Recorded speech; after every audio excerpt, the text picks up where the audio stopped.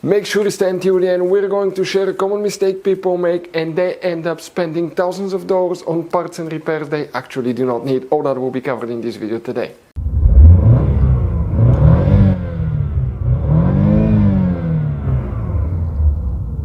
Hey guys, welcome back to Electrical Car Repair Live. Super quick helpful video to any of you having a problem with the cruise control not working on GMC SIERRA, that generation here from year 2014 to year 2018.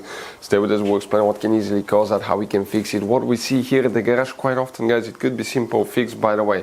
Something that may not require even replacing anything. And if you need to buy replacement parts tools, we'll share the information in the description of the video below. Check it out and you can see where we get most of our tools and supplies from. So let's start on it now. So before we start, let us tell you guys a little bit about us. Every single car we get here at the garage, we try to make at least 200 to 300 free repair videos. We take them completely apart, we show you how to fix pretty much anything.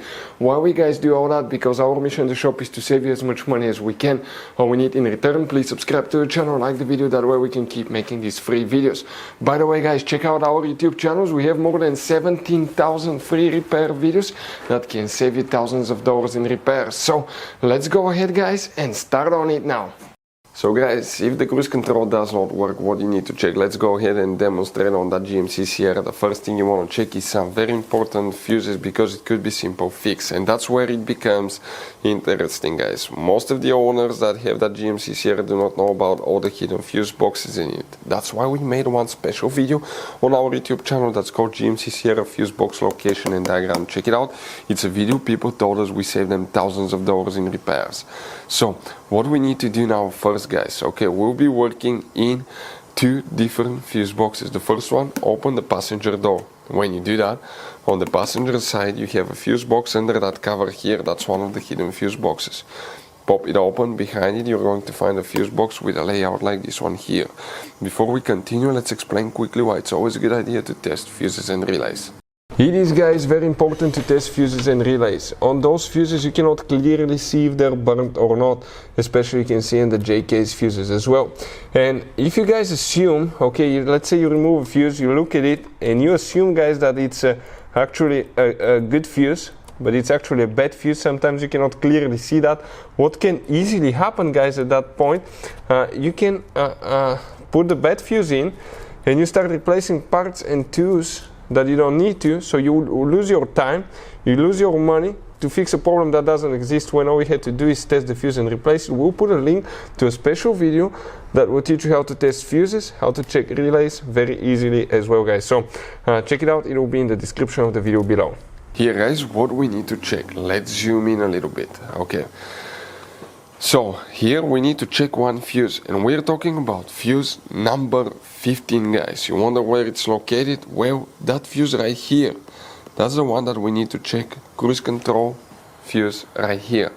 Then we need to open the hood. When you open the hood, facing the engine, on the driver's side you have a fuse box right here. Open that cover and you'll find that fuse box layout. Here specifically, guys, what we need to check. We need to check 3 more fuses. That's for the ABS, traction control, brake module, which is responsible for the cruise control too. We're talking about fuse number 3 right here, fuse number 3. Then we need to check fuse number 19 right here, and fuse 25 right next to it. Okay, now if all that checks out fine, what else we need to check? You guys have one device on modern vehicles that most people forget about, but that's, you see, that's a brake paddle here, right? When you press that brake paddle, you have one device, this one right there on top. Let me press the brake paddle, check it out now how it moves, right? This is known as a brake light switch. It detects the position of the brake paddle. So if you have the cruise control on, when you press that one, it's going to turn the brake lights on, and it's going to turn the cruise control off. If the brake light switch does not work, the engine computer will deactivate the cruise control, because it will not know when you apply the brake paddle.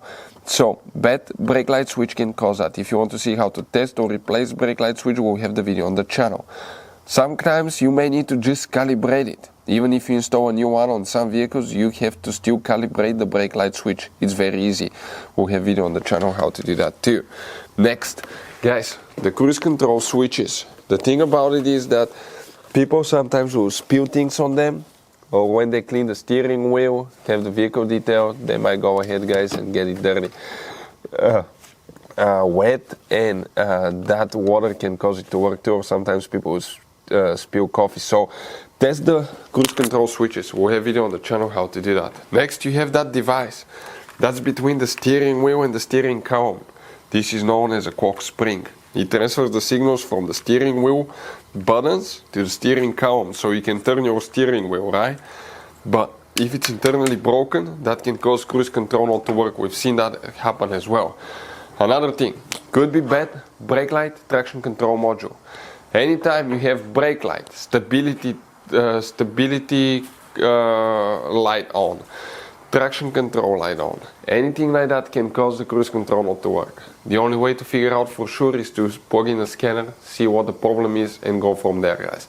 But another thing that we see quite often is could be a bad ABS sensor. Every tire has an ABS sensor, and if one of them doesn't work, cruise control may not work too. If you want to see how to test the ABS sensor, we'll have the videos on the channels as well, guys. But those are the most common things we see at the garage. So guys, this GMC Sierra has all kinds of different fuses, different kinds of relays, and those could be really hard to find. If you're in the middle of nowhere, you cannot find a replacement one, you may be stuck because of that. So we recommend, guys, okay, to get some spare ones and put in the glove box for a peace of mind. We will share the information in the description of the video below where you can get them from at a good price, quick shipping, that way you do not waste money and time. Hopefully, guys, the video was helpful. If you have any questions, don't hesitate to let us know. Thank you for watching. See you next time.